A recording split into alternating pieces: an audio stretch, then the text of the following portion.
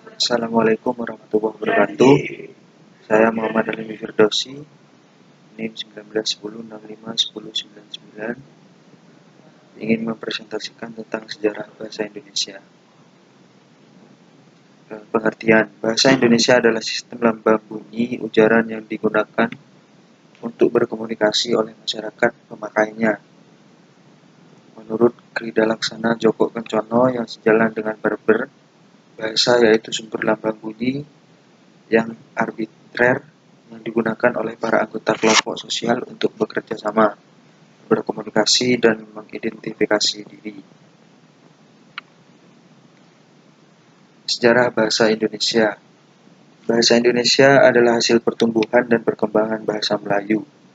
Untuk mengetahui perkembangan bahasa Melayu itu diuraikan oleh S. Takdir Ali Syabhana bahwa negeri yang terdiri dari beribu-ribu pulau ini selayaknya mempunyai bahasa dan dialog yang begitu banyak. Namun bahasa dan dialog itu sebagian besar termasuk dalam satu rumpun bahasa Melayu.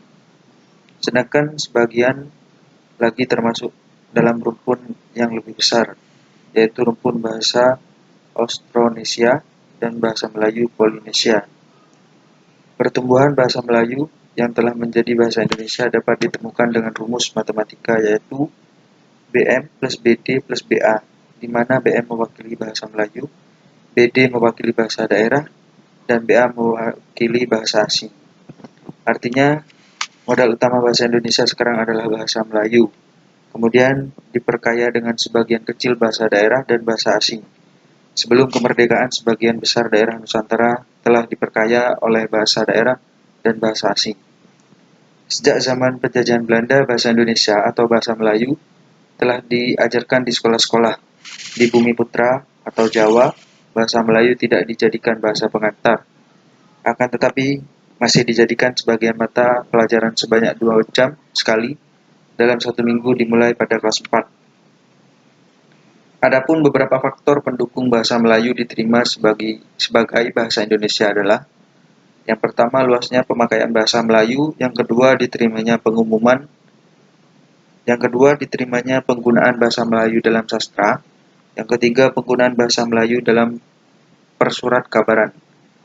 Faktor lainnya yang menyebabkan bahasa Melayu diterima sebagai bahasa Indonesia adalah: yang pertama, letak geografis yang istimewa, karena kediaman bangsa Melayu itu terletak di Selat Malaka yang menjadi lokasi perhubungan dan perdagangan yang sangat penting antara Barat dan Timur di lingkungan Asia Tenggara. Yang kedua, sifat bangsa Melayu yang perantau, pelayar, dan penjajah pulau-pulau.